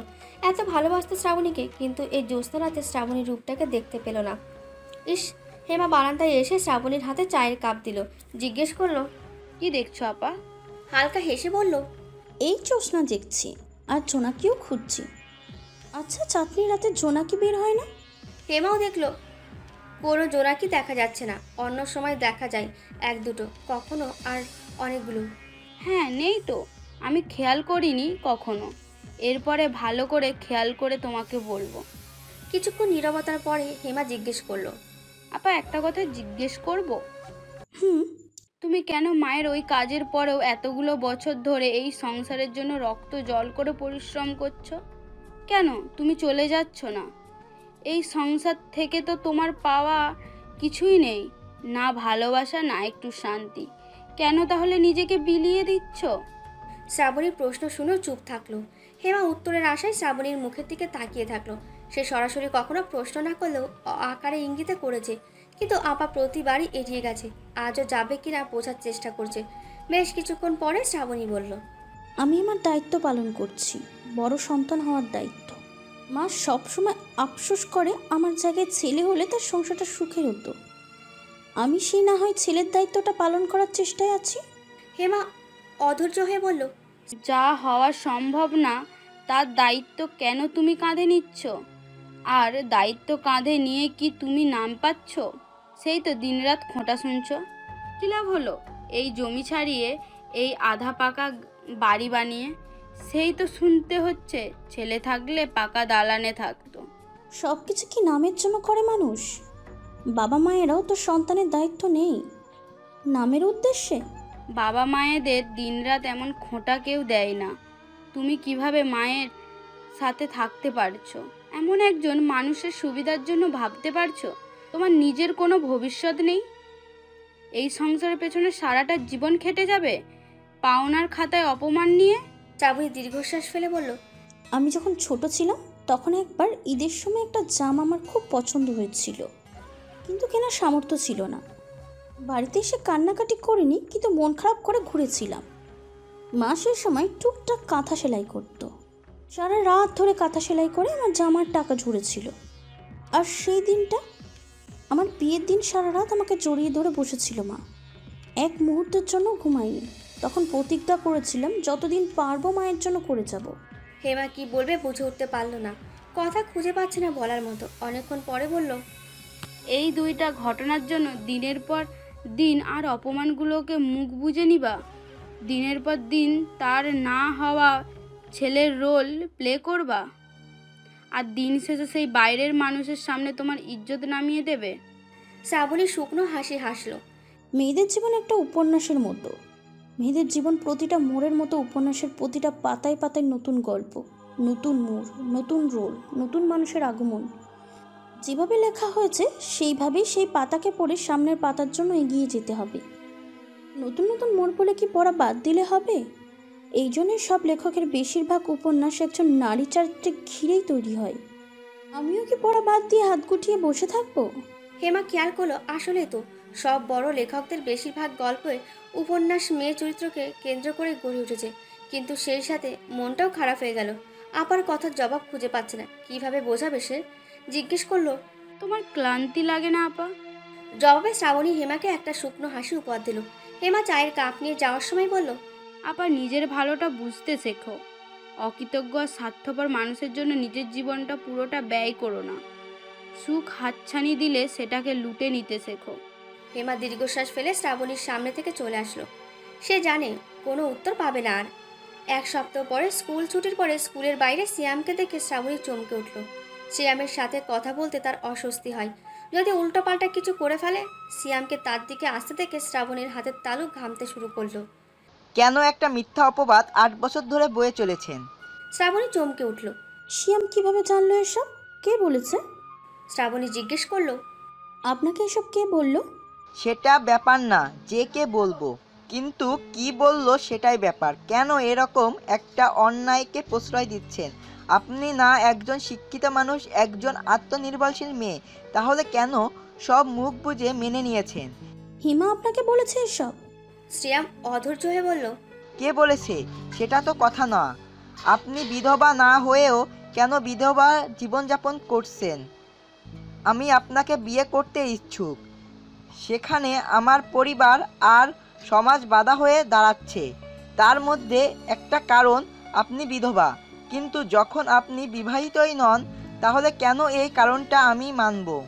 শ্রাবণী মুখ শক্ত করে বলল, শুনুন শিয়াম, আমি আপনাকে বিয়ে করতে ইচ্ছুক নই। আর 8 বছর যাবৎ আমি কি করেছি, কেন করেছি, তার কৈফিয়ত আমি আপনাকে দিব না। সিয়ামকে আর কিছু বলতে না দিয়ে শ্রাবণী হাঁটা শুরু করলো। কথা বলে কোনো ফায়দা নেই, সিয়াম জেদ ধরে বসে আছে। সিয়াম অসহায় দৃষ্টিতে শ্রাবণীর দিকে তাকিয়ে থাকলো। এই মেয়েটাকেই যে তার ভালো লেগেছে, এত এত মেয়ের মধ্যে একজনকে ভালো লেগেছে, কিন্তু সে কারণ ছাড়া তাকে বিয়ে করতে চাচ্ছে না। এখন কি করণীয় তার? হেমা রাস্তার মোড়ে অনেকক্ষণ যাবৎ রিক্সার জন্য দাঁড়িয়ে থাকার পরেও রিক্সা না পেয়ে হাঁটা শুরু করলো বাড়ির উদ্দেশ্যে। বাজারের ভেতর দিয়ে হাঁটতে ইচ্ছে হয় না। রফিক নামক মানুষটাকে দেখলে তার সব আবেগ উল্টোপাল্টা হয়ে যায়। এই মানুষের ওপর তার অনেক রাগ আছে, কিন্তু যতক্ষণ সে তার চোখের সামনে নেই। চোখের সামনে আসলেই ইচ্ছে হয় গিয়ে কথা বলতে, অন্তত তার মুখ থেকে হেমা ডাক শুনতে। কিন্তু ওই দিনের কথাগুলো মনে পড়লে নিজেকে বুঝে দেয় সে কেন যাবে। তার কি ঠেকা পড়েছে কথা বলার? কোনো ঠেকা পড়েনি। হেমার নিজেকে পাগল পাগল লাগে। ভাবতে ভাবতে কখন রফিকের দোকানের সামনে এসে পড়েছে খেয়ালই করেনি। না চাইতেও চোখ দোকানের দিকে চলে গেল। দোকানের ভেতরেই রফিক কাগজে কিছু লিখছে। হেমার নিজের অজান্তেই দোকানের একদম সামনে দিয়ে হাঁটতে শুরু করলো। অন্য যে কোনো সময় পাশ দিয়ে হেঁটে যায় যাতে তাকে দেখা না যায়, কিন্তু আজ তার উল্টো করলো এবং মনে মনে চাইলো রফিক তাকে পেছন থেকে ডাকুক। একবার ডাকলে সে থেমে যাবে। অবচেতন মনের ভাবনাটা যখন টের পেল তখন প্রচণ্ড লজ্জা পেল, কারণ অন্যান্য দিনে রফিক পিছে ডাকলে থামে না, রফিক সামনে এসে দাঁড়ালে তবে থামে। কিন্তু আজ তেমন কিছুই হলো না। হেমা আস্তে আস্তে হাঁটতে হাঁটতে বাড়িতে চলে আসলো। বাড়িতে এসেই হেমার মনটা খারাপ হয়ে গেল। আপাকে কাজ করতে দেখা যাচ্ছে। আজকাল আপাকে অনেক ক্লান্ত দেখায়, মনে হয় জীবনী শক্তিটুকু পাচ্ছে না। হাসি দেখা যায় না একটু, মুখ সবসময় অন্ধকার হয়ে থাকে। হেমা বুঝতে পারে না কি করবে। তার পরিবার থেকে সিয়ামের সাথে বিয়ের ব্যাপারে কিছু বলছে না। বিয়ের কথা আগালে তখন একটা বাগড়া দিতে পারবে বা শ্রাবণী বিয়ের ব্যাপারে কিছু করতে পারবে, কিন্তু সব যেন কেমন থমকে গেছে। হেমা একটা দীর্ঘশ্বাস ফেলে নিজের ঘরে গেল। এর 6 দিন পরে সন্ধ্যার দিকে 3টে চিঠি 3জন ভিন্ন মানুষ পেল। 2 পাতার 2টো চিঠি, শরীফা আর সিয়াম, আর 2 লাইনের একটা চিঠি হেমা পেল। প্রেরক শ্রাবণী। প্রথম চিঠিটা ছিল শরীফার জন্য। মা, তোমার একটা ছেলের অনেক শখ ছিল, কিন্তু সেখানে আমি হই। জানো, মাঝে মাঝে নিজেকে অপরাধী মনে হয়। কেন তোমার প্রথম সন্তান একটা ছেলে না হয়ে আমি হলাম? ছেলে হলে হয়তো অনেক ভালো হতো। জানো মা, আমি তোমাকে ছোটবেলা থেকে অনেক ভালোবাসি, অনেকটা। সেইবারের কথা মনে আছে? ওই যে তুমি সারা রাত ধরে কাঁথা সেলাই করে আগে আগে পৌঁছে দিয়ে টাকা আনলে যাতে আমার ওই পছন্দের জামাটা আনতে পারো। তুমি জানো, জামাটা পরার পরও আমি অনেক কান্না করেছিলাম, কারণ আমার নিজেকে ভাগ্যবতী মনে হয়েছিল যে আমি এমন একজন মা পেয়েছি। আমি সেদিন ঠিক করে নিয়েছিলাম তোমাকে কখনো কষ্ট দিব না, কিন্তু আস্তে আস্তে এটা বুঝতে পারি কষ্ট দেওয়ার কথা তো তখন আসবে যখন আমি তোমাকে সুখ দিতে পারবো। আমি তোমাকে কখনোই সুখই দিতে পারিনি। আমি নিজের জীবনের সবচেয়ে কষ্টকর মুহূর্তে তোমাকে পেয়েছি।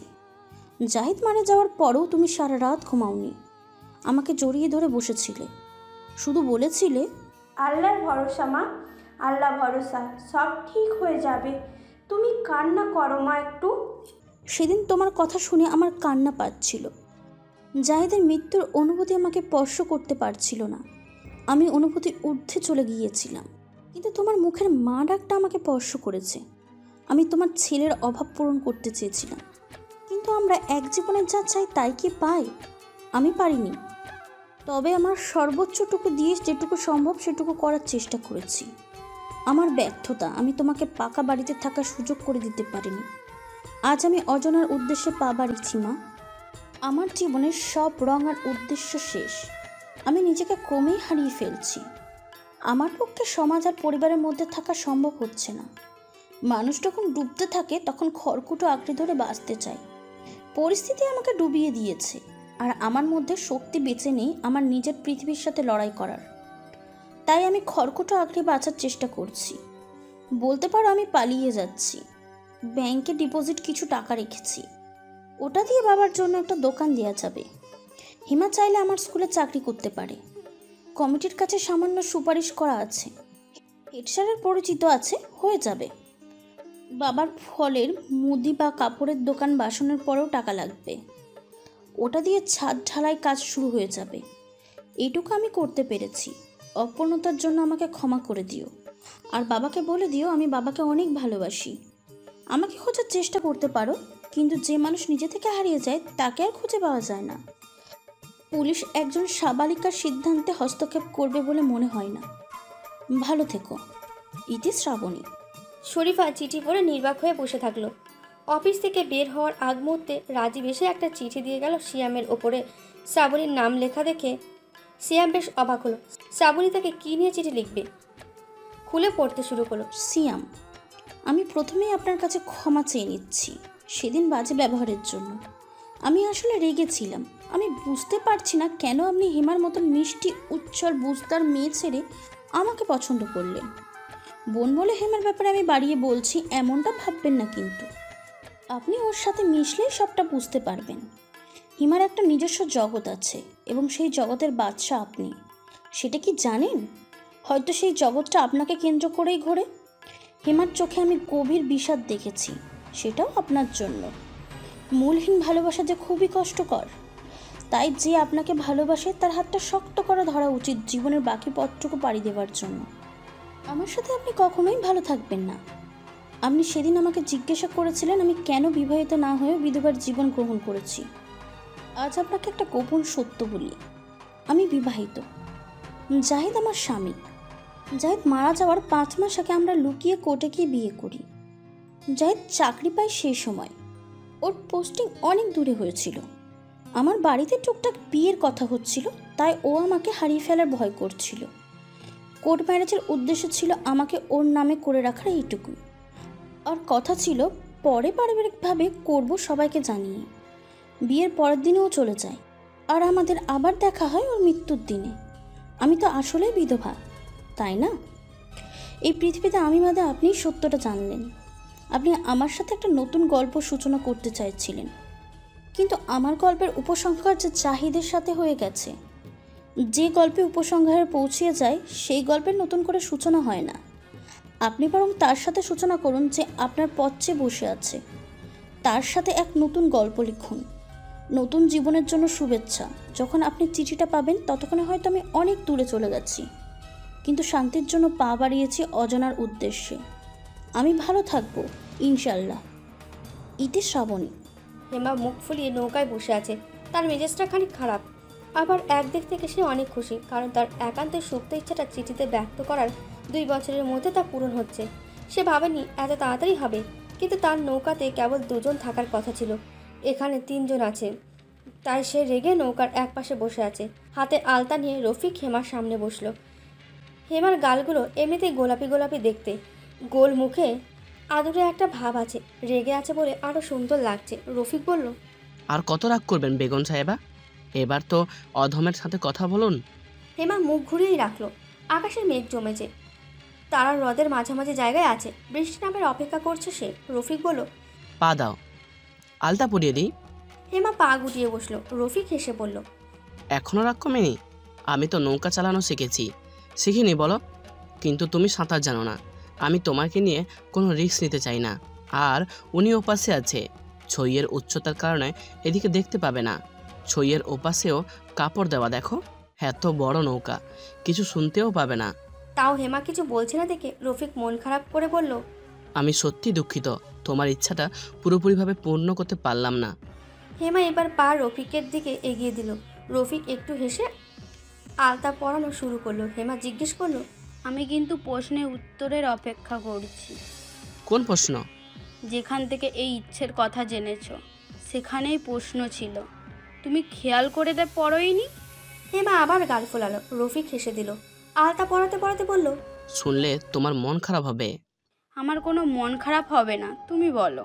440 নাম্বার চিঠিটা সিয়াম সাহেবের জন্য ছিল। 441 নাম্বারটা তুমি চেতন বা অবচেতন মনে আমার জন্য লিখেছিলে। আমার কষ্টটা তোমার মিষ্টি গল্পের লবণ ছিল, কিন্তু আসলে আমি কষ্ট পাইনি। তোমার ভোরের আলো হতে পারিনি। আমি তোমার শেষ বিকেলের রোদ হয়েছি। আমাকে যদি দুটার মধ্যে একটাকে পছন্দ করতে বলতে, আমি শেষ বিকালের রোদটাকেই পছন্দ করতাম। হেমা অবাক হয়ে জিজ্ঞেস করলো, কেন? শুরু তো যে কোনো কিছু দিয়েই হতে পারে, কিন্তু শেষ কি দিয়ে হলো সেটাই সবাই মনে রাখবে। আর বিকালের পরে আঁধার আসে। আমি তোমার সাথে আঁধারেও থাকতে চাই। হেমা হেসে আকাশের দিকে তাকালো। মেঘ আরও কালো হয়ে গেছে। রফিক জিজ্ঞেস করলো, আগে কখনো করিনি এমন কিছু প্রশ্ন করি? মাথা হেলিয়ে হেমা বলল, তুমি তোমার বাসায় আমাদের বিয়ের জন্য রাজি করালে কিভাবে বলো তো? তোমার বিয়ে তো শিয়াম সাহেবের সাথে ঠিক হয়েছিল, আর শিয়াম সাহেবই বা এখন কোথায়? আমি সোজা বলেছি রফিক নামক লোকটার সাথে আমি বিয়ে করব। আমি অবনী না যে তোমাদের সব কথা শুনবো। তোমরা না দিলে আমি কাজী অফিসে গিয়ে বিয়ে করে আসব। আর খবর পেয়েছিলাম আপার যাওয়ার 2 মাস পরে সিয়াম ঢাকায় শিফট হয়েছে। রফিক চোখ বড় বড় করে বলল, আচ্ছা, গুন্ডি মেয়ে তো তুমি। 1.5 বছর হয়ে গেল, তুমি তোমার বাড়িতে যাও না কেন? হেমা দীর্ঘশ্বাস ফেলে বলল, তারা কখনো সন্তানের ভালোবাসা চায়নি। পাকা বাড়ি, টাকা, গয়না এসবের জন্য সন্তানদের লাঞ্ছিত করেছে। আপার সম্মান নিয়ে খেলা করেছে। এখন তাদের অপূর্ণ স্বাদ আর আপার অপূর্ণ কাজ আমি পূর্ণ করেছি। ছাদ তুলেছি। আপার দেওয়া বুটিকের সব টাকা মাসের শেষে তাদের হাতে তুলে দিই। 2জন কাজের মানুষ আছে, তারা তো এসবই চেয়েছিল। এখন এগুলো নিয়েই সুখে থাক। সন্তানের কি দরকার তাদের? রফিক ছোট্ট একটা শ্বাস ফেলল। আপার খবর নেই আজ 2 বছর, কে জানে কোথায় আছে। তোমার চিন্তা হয় না? হেমা একটা রহস্যময় হাসি দিয়ে বলল, আসেন ক্যাডার সাহেব, বৃষ্টি নেমেছে, পা ডুবাই হাওড়ে। হেমা এক হাতে একগুচ্ছ কদম নিয়ে আর অন্য হাত দিয়ে রফিকের হাত ধরে হাওরের পানিতে আলতারাঙা পা ডুবিয়ে বসলো। আর রফিক এক নয়নে মুগ্ধ দৃষ্টিতে তার প্রেয়সীর দিকে তাকিয়ে থাকলো। এই ভিডিওটি যদি আপনাদের ভালো লাগে তাহলে অবশ্যই লাইক করবেন ও আপনাদের মূল্যবান মতামতটি কমেন্ট করে জানাবেন। আর এরকম ভালোবাসার ভিডিওগুলি দেখার জন্য আমাদের এখন চ্যানেলটি সাবস্ক্রাইব করে আমাদের সাথেই থাকুন। ধন্যবাদ সবাইকে।